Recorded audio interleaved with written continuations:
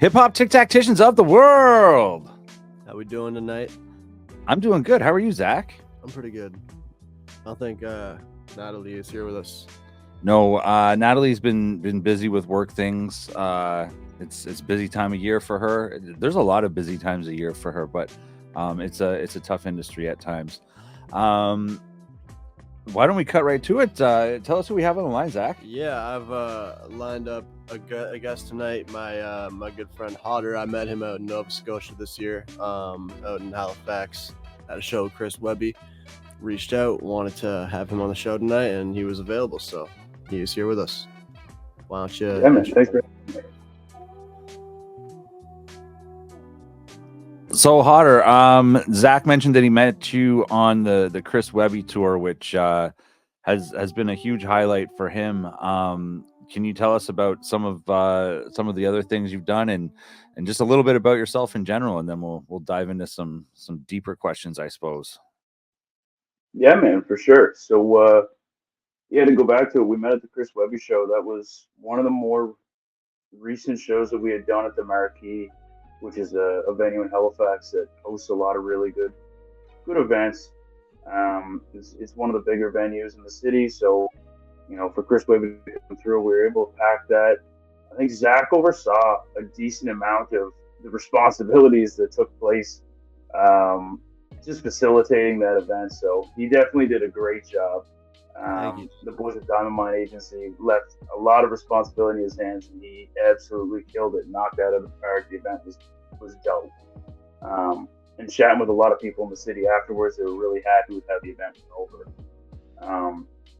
And up until that point, we've done quite a few shows at that venue.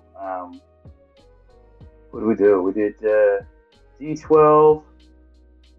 We opened for D12 and OB Trice there like a couple months prior to that. What else did we do there? I want to say Exhibit, but Exhibit was a different venue. But yeah, no, we've done the Marquee a couple times. It's always been a good time when we're there. And we've done a lot of venues in Halifax. We haven't really left Nova Scotia much this year, though.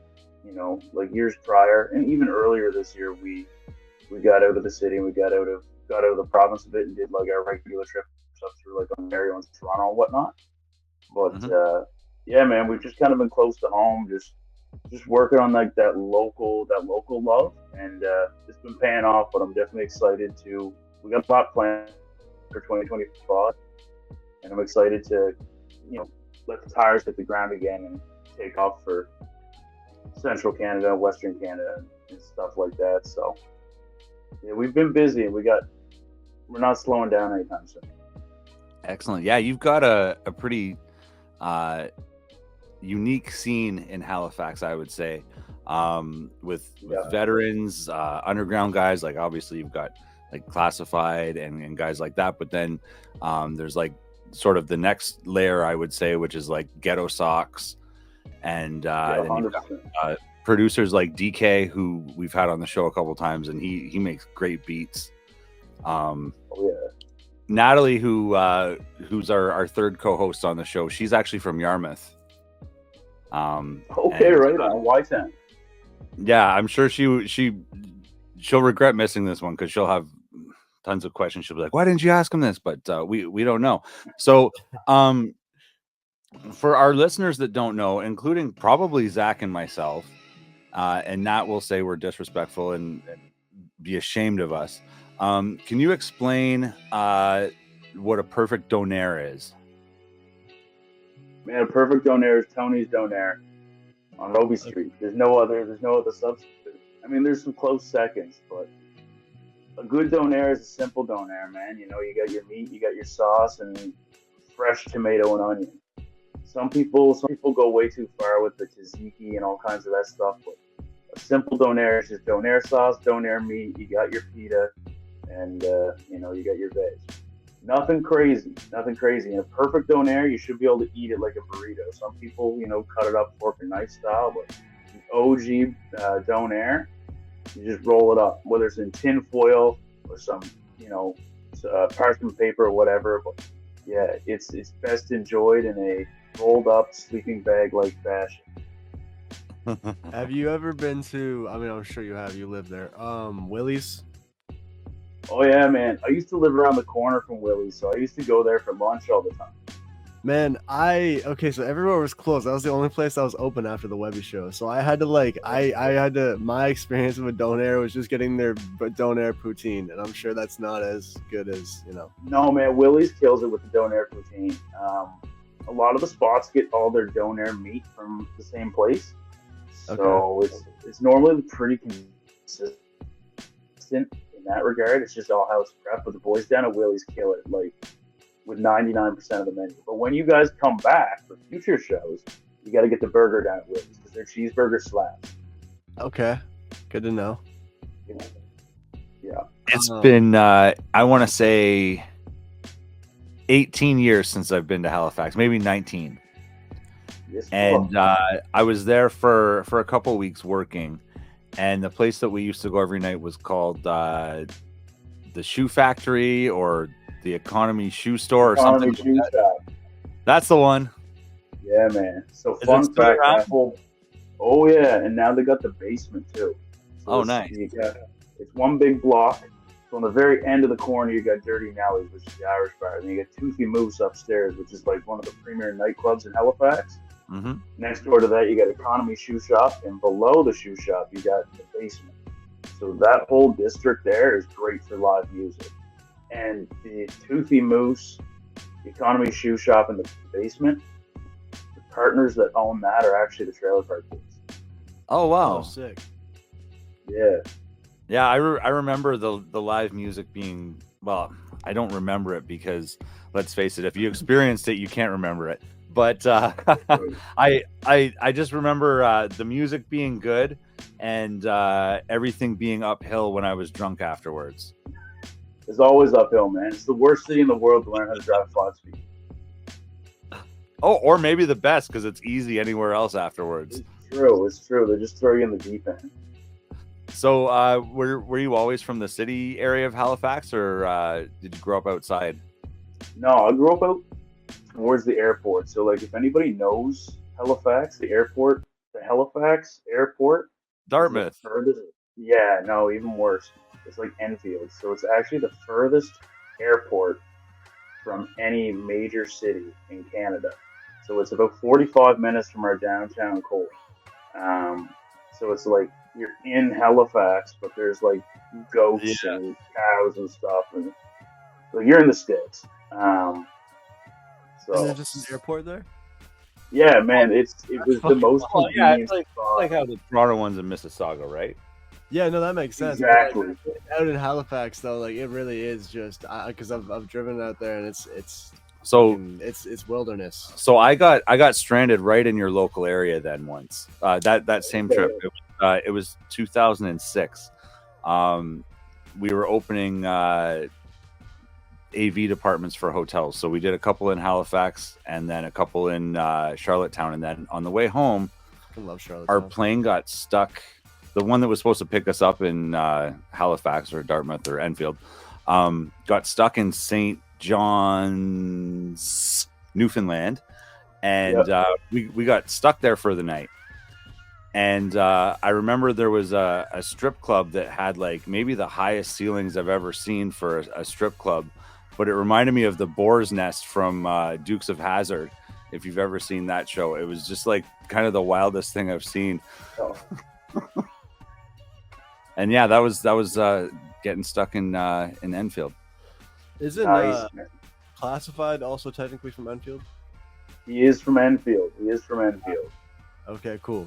So I wanted to get into some of like your earlier rap history. Like, when did you start rapping? Man, I've been rapping like as long as I can remember, but the only time I actually like started to record was 2019. So not long ago. Okay. No, man, I haven't been at this like seriously that long. I started like, screwing around with microphones and beats and just playing around 2019, 2020, and then I put out an album because I was unemployed and I figured that's what you do. And Fair. that got like some success like for where I was at. So I was like, oh, cool. Like, let's keep going with it. I loved it. I enjoyed it. And the scene was, super supportive. So we were able to like kind of cultivate like a little bit of a local fan base, which was great. And then we dropped another EP, which is technically an album, but it's like more skits than it is tracks. It's like a conceptual piece. So we put that out, and that got pretty good feedback, good reviews, and I was like, all right, like maybe we'll actually take this seriously, or like more seriously, I guess. The art was always received the most of my attention, but it was like the marketing and the rollouts and the planning and the networking, like the business side of it, I wasn't taken seriously. And so then probably around 2022, I guess, is when I actually like buckled down and was like, man, like I want to make a career of this, so maybe I should figure out how to make a career of this. And so yeah, we've only been really taking it seriously for the last like 2 years, give or take. That's what's up. Okay, yeah. I know before I met you, I actually saw a bunch of your targeted ads on Facebook for, I don't remember which, there was 2 tracks that I saw them for. So that's kind of why it's almost like surprising to hear that you've only been at it for that long, because that's kind of those some advanced moves to be making. Yeah, man. Well, that's kind of, I looked at like what are the most effective ways to get your music in front of potential listeners, and it was like the first thing that popped up was meta ads. Absolutely. So I was like, all right, cool. Like, what's a reasonable amount to allocate in your marketing budget towards meta ads that you're not going to overdo it? And apparently, if you like overdo it right out the gate, they like flag it and they think it's like a spam thing. So, oh yeah, I just picked my little cities around Canada, places that I'd like to go to, I'd like to tour to within the next foreseeable future, that seem to have a supportive community for hip hop or for live music in general. And that's kind of how I base my targeted ads. So it's funny that I ended up hitting you guys. Yeah, did you ever target to like Peterborough, Lindsay, Ontario? I did. Okay, yeah, that's where I'm from, so that makes a lot of sense. Yeah, that checks out. That's pretty cool, man. I can only really speak for YouTube, like the actual YouTube advertisement. Did you ever do that? Yes, I have. I've played around with YouTube advertising a little bit, but I don't understand it as well as I understand like TikTok, Snapchat, and Meta ads. But apparently YouTube is like one of the best returns of investment. So it's definitely one that I actually have to like sit down and learn how that algorithm works a little bit better. But yeah, I've heard great things about it.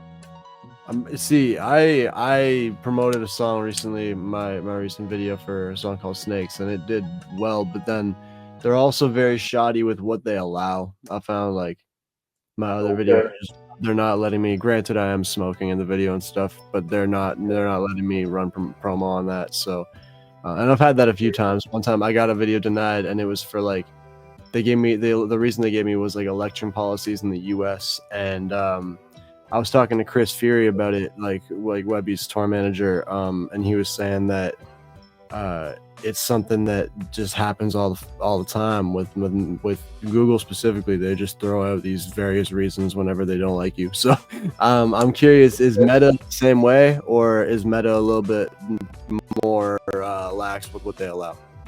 I've never had an issue with them, knock on wood. I feel like once you do, maybe they kind of keep you on a watch list for a little bit, but like I've never had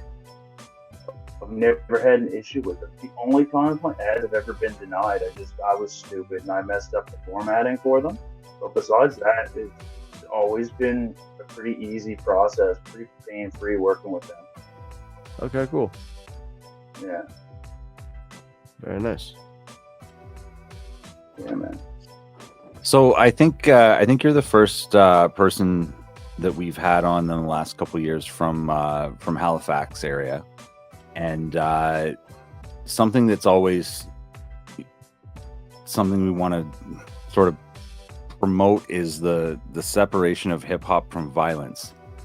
And I DJ for literally hundreds of artists every year, ranging from guys that you would I tell them to Zach, I call them bicycle rappers, because you'd see them riding like a bicycle down the street, and then like guys that, you know, are probably packing while they're on stage, you know what I mean? Yeah. And safety at shows is always a concern no matter where we go. I wanted to just ask you, without saying anything that, you know, you don't want to say, what can you say about the Pat Stay situation that happened, and what's it been like since that happened? I got to tiptoe around that, just because there are so many rumors floating around about that, and where that case is still very much up in the air. I don't want to feed any misinformation. We can cut about it. Section, it's all good. We can cut that whole thing. That's fine. I can highlight on the violence at shows, though. That's what I mean. Yeah, like what, like how has it changed since then? Like, is there more measures in place? So, yes and no. I think there's just, that was such an isolated event that really didn't have anything to do with the music community. But I think that even the people who do go to events, and because, you know, there's still ties to you know, gang culture and different families and whatnot, but I think the consciousness around treating live music events as more of a mutual space for people to just come together and support art, I think that has become more respected. There was very, very, very, very few people in the city who had an issue with Pat. That was a very well-respected individual, and I think that was a big wake-up call for a lot of people.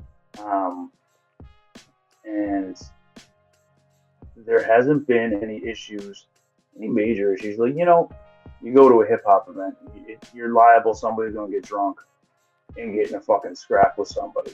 But as far as like real violence goes, it's always been pretty tame, and I think that we've all made a pretty conscientious effort to leave that at home and treat the art as a mutual space where everybody can kind of coexist and set their differences aside. That's good to hear. I've noticed too, just over the years from my experience, that less problems tend to happen at shows that finish before midnight. Absolutely. Big time. So that's something to always consider if you're putting on a show too, is, you know, especially if you're touring, maybe you would prefer to already be in the next city in your hotel resting for the next show when the fights break out at the bar after you're done performing. You're not even there, a part of it. You know what I mean? No, exactly. It's so when we format shows, because I do host a lot of shows in the city, and when we put on tours and whatnot, and I try to wrap our shows around 12, and I'll let the DJ spin till about 1. It gives us a chance to kind of network a little bit. But like, once the night's done, and I don't really drink when I'm at shows. Yeah, I don't really drink. I'll have a couple beers here and there. You know, we might do a couple shots at the end of the night, but like, I'm still very much all together, and I keep a good eye on what the room is like and what the atmosphere is like. If people are getting rowdy towards the end of the show, like, I'm gonna let the DJ spin for maybe a half hour, but we're packing up the gear and we're getting ready to go. Like, I got no interest in being part of, seeing any part of some violent aftermath from an event. And a lot of times it just comes from people just honestly not knowing how to handle their liquor, or people that just get rowdy when they're drunk. So if we can avoid that, we try to. And while we're talking about local stuff, you've got another, I would say, like, prominent figure in Canadian hip hop that lives in your area now. His name is Bill. His Facebook name is Bill CF. And I have not seen anyone support our movement like that man. No, that guy's awesome, dude. Bill's a legend. I like to consider him a good friend of mine. He's out to a lot of events. He's an anomaly, man. So the cool story behind Bill is he used to live out west, and he volunteered at this church. And the church would host all kinds of different events. A lot of times it was like Christian rock, for example, but they started letting hip hop in the doors. And anyway, Bill would volunteer his time with like doing sound or just helping out with gear or whatnot. And he fell in love with hip hop. And I'm sure Bill was probably like 60 at the time, so it's an interesting age to get into the genre. And man, he fell in love with it. And so it's funny. I love that people from all over know Bill. Like I've worked all over Canada, and everywhere you go, if I get an opportunity to like pop in and network with the scene, people know Bill. And I think it's nuts. Like it's just one, it shows off how cool like social media is as a tool to get to know like the Canadian hip hop scene as a whole.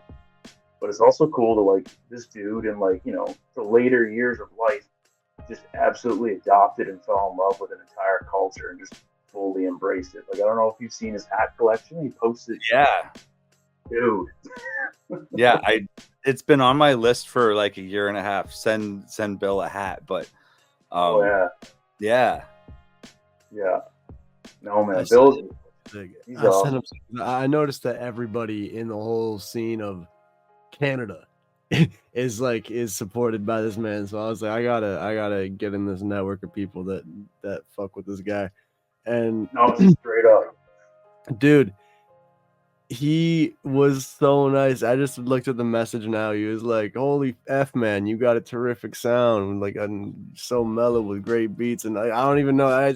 The guy, how old is he right now? How long ago was it that he moved from out west? Okay, he's been here for a while. He did tell me the exact number a few times, but I can't remember off the top of my head. But it's been a while. That's fucking sick. Yeah, and he's been here for a minute. That's what I think is so neat about the underground scene in Canada is that you can be very famous in a very small circle. Mm-hmm. Yeah, absolutely, big time. Do you know what I mean? Like nobody outside of underground hip hop in Canada will know who that is, but everybody who's really into it absolutely knows who that is. You know what's funny is I just realized this guy has done a better job networking himself than most of the rappers in this goddamn country. It's true. And the biggest thing with that, man, is honestly, most of the rappers are only in it because they're interested in themselves. It's a sad reality. Yeah. Bill loves the culture. Like Bill loves finding different pockets and meeting new people and listening to new sounds, and like that's what separates. That's honestly, if everybody could take like a note out of Bill's book of ways to get into little microcosms of the scene, like it's involve yourself and take interest, because Bill loves it. Bill eats up every little bit of knowledge that he can take and taps into every new opportunity to hear things. Like that's the take home, man. Definitely, yeah, and I'm glad that we had the chance to chat about it with you, and that you've actually met him in person and have some stories about it. So that's great. Thank you. No, thanks for asking me. It's funny. I'm glad you guys know Bill. Like that's what. Yeah, dude. Oh yeah, like I said, he's very famous in a very small circle. Yeah. I remember now. I reached out to him because I found out that he was in Halifax, and I was like, "Yo, I'm going out to Halifax. I'm gonna link up with this guy." And he was like, "Yeah, man, I'll try to come out to the show," but I don't think he ended up coming out to the Webby show. I can't remember if he was. I feel like he was. If he was there, I feel so bad that I didn't get to meet him. Because I'll see. Yeah. We got a picture with him. Me and Kid Kaufman have a picture with him. I can't remember if it was at Chris Webby or if it was at Lloyd Banks. But he was at one of those shows. I'll see if I can find the picture and I'll let you know. Hell yeah. Yeah, man. I remember there was like, I remember also, this is like one thing that sticks out about that night in my head. Near the end of the show, actually, it was way after the end of the show. We were backstage. You came up to me with a shoe and we're like, "Yo, can you get Webby to sign this for me?" And I was like, "Yeah, absolutely." And then I went and did it. Did that shoe end up getting back to the person that it would belong to? Cinderella story. It was. It wasn't yours, I don't think. It was like someone that gave it to mine. It wasn't mine. So it was a dude who came out to the show because he's come out to a couple of me and Coffins like whenever we're performing. But I guess his brother was a massive, massive Chris Webby fan. I can't remember if his brother he passed away. I can't remember if he died in a car accident or if it was self-inflicted. But this was one of his shoes. I think it was like a Jordan. It might have been a Jordan 12, maybe. Yeah, it was a nice shoe. But he had signatures from all kinds of people, like all kinds of the other artists who kind of come through and done bits through Halifax. I'm pretty sure D12 was on there. And he was like frantic because like I guess he didn't realize the meet and greet was before the show or something. He was like, man, he goes, can you make sure? I was like, buddy, I said, I will do everything in my power, which at this particular point in time was extremely limited because I didn't know if Chris was even still in the building. But I found you and I was like, yo, listen. Yeah, man. Yeah, he was down. He had tears in his eyes. He had tears in his eyes when we got the shoe back to him. As soon as he heard because I remember that was the story that there was. I remember that now that it was the guy's brother or something like that. And I said that I was like, yo, this guy's brother's shoe. You signed this for him. He was down once he heard that the brother was, deceased. But that was a really, really good night. I'm glad that got back to that person, and I'm glad that happened. That's a really good thing that happened. It's a feel good thing, man. Yeah. How often does that building have hip hop shows? Because I remember also talking to the venue. I don't know if it was owner or manager, but she was saying that like it's actually like 3 different venues basically. Yeah, so they have the front of the venue, which is like near where we all had our merch setups. Yeah. That's considered the local. So they have like this big heavy curtain they drag across, and that separates like the marquee from the local. And then downstairs is the Seahorse. The Seahorse used to be on Argyle Street, which actually used to be below Economy Shoe Shop. That used to be the Seahorse, but anyway, all got amalgamated into one big building. So it's now you got the local, the Marquee, and the Seahorse. They all host different events. The Marquee and the Seahorse are live music. The local does I think they do like trivia nights and stuff like that. They don't do live music, but the Marquee has always kind of been the staple for live music in Halifax. Some of the other venues are really starting to take over though. We've got some pretty good competition for bigger venues in Halifax now, which is nice to see. It breaks it up a little bit and takes the monopoly away from just one establishment. Very nice. It was an interesting thing because I remember like I had a wristband that said Seahorse Tavern, and I was like, I'm pretty sure this is the Marquee. Am I going to be allowed in here? And they're like, oh yeah, it's the same place. Yeah. I was like, okay.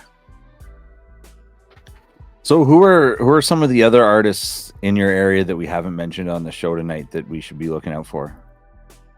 Dude, you got it. So I can give you the whole rundown because the scene does have a lot of people who are dope, and who I tell them is not that they're slept on. It's just the rest of the country hasn't caught up and had a chance to listen. Yeah, for sure. So and that's what we're here to do. No, that's perfect. That's why. Help us make our playlist for the episode that we're going to air. Perfect. Okay, so you got to check out my boy Kid Coffin. Yeah, Zach knows. Like, Coffin's dope. He's my best friend. We do a lot of shows together, and his music is dope. On top of that, you've got Realize, RealeYez. She's the best female rappers. I'm going to go as far as to say in the country. She's been doing it for a minute. And it's just one of those situations where she didn't have the access to the marketing to get out there. Now she's got that access to marketing, and she's building a really good team around her. So it's somebody who I guarantee you'll be hearing about at some point.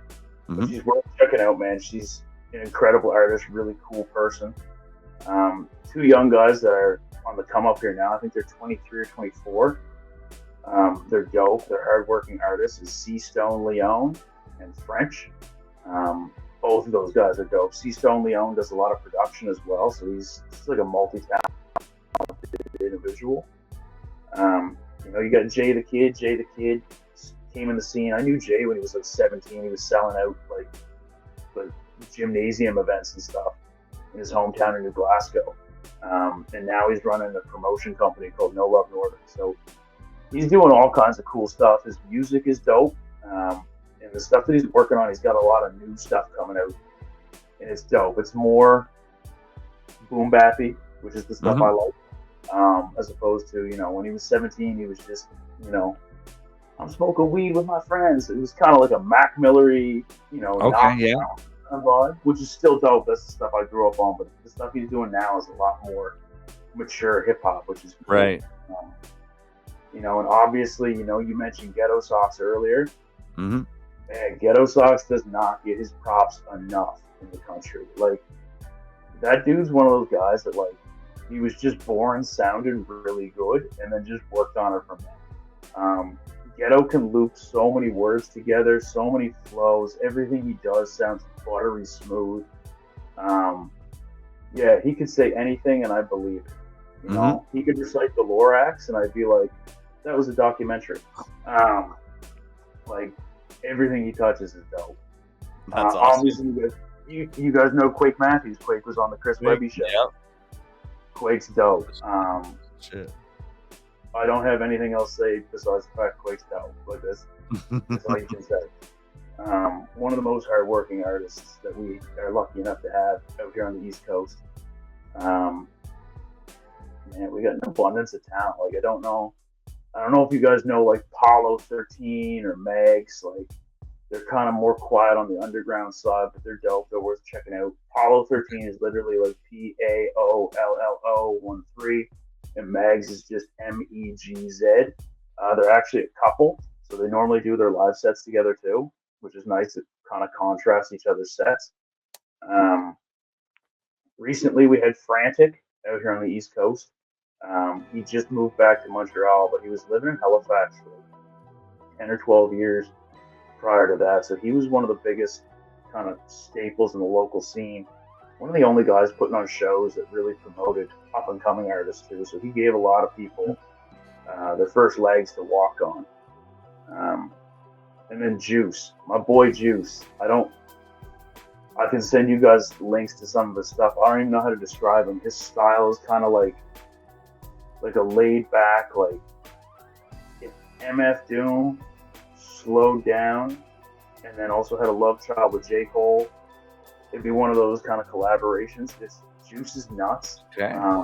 He's really good.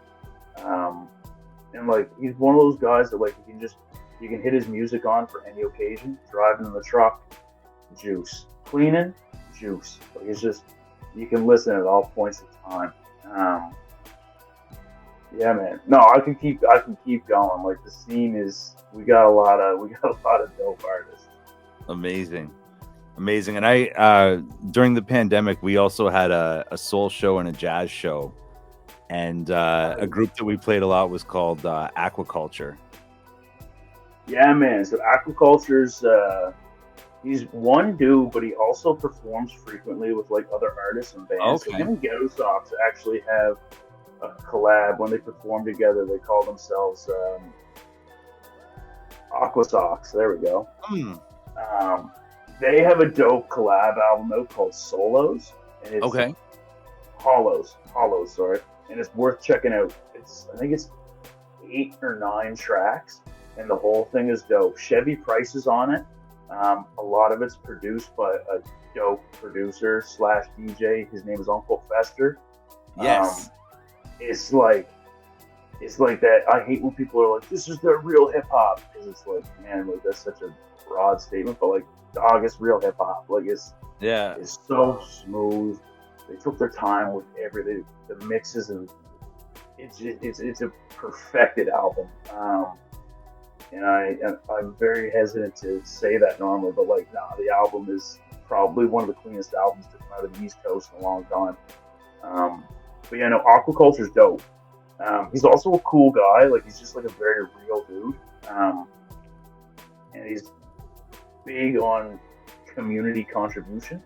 Any opportunity he has to like lend a hand or kind of give some guidance to the community.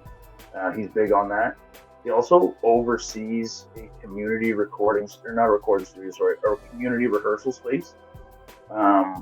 So, having somebody who has a lot of experience in the industry like he does, and also has such a clean live performance like he does, having them host this practice space for people to kind of go into, and every now and then you'll run into him and he'll offer little tidbits or just some advice. Yeah, he's dope and definitely somebody worth digging into as well. Yeah, no, I can't say enough good things about aquaculture.